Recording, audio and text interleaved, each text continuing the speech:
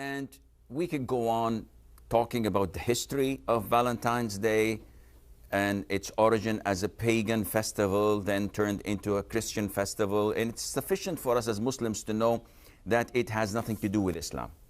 And it's called Saint Valentine's Day. So it's even not related to Islam, it's related to other religions. But I will not go to that.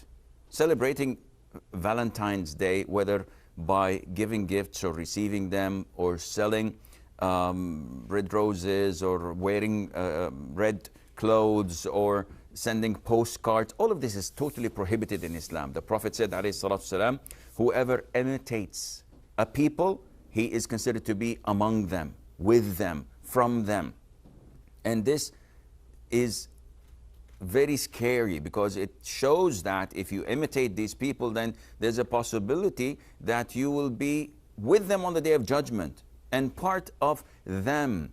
So this is totally prohibited to celebrate by any form or mean. The problem is not here. The problem is that there are two types of people who celebrate Valentine's Day. Those who are living among the kafir, in kafir countries, in non-Muslim countries. And these people, I feel sorry for them, because they have what is called as peer pressure. So everyone around them is exchanging cards. And we know that the rate of divorce in these countries booms rocket high on the 14th of February, on Valentine's Day. And this is backed by statistics. They say that the divorce rate increases.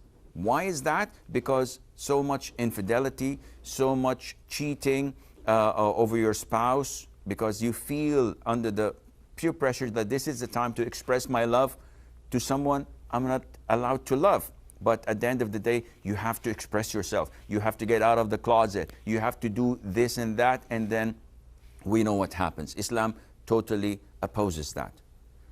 The second type of people who celebrate Valentine's Day are those who are living among us, among the Muslims, in Muslim countries.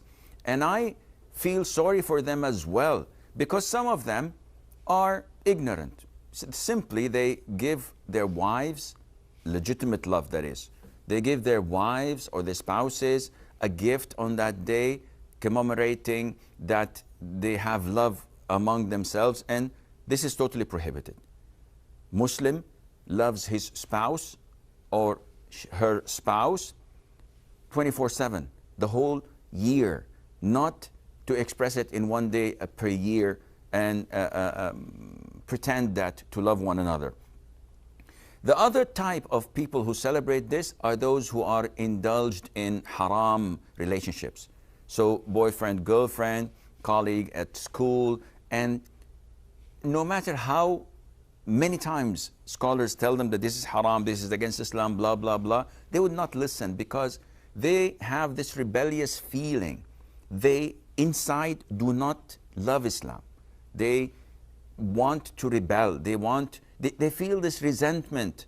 They have this inferiority complex in them, feeling that whatever Islam tells them to do makes them second class.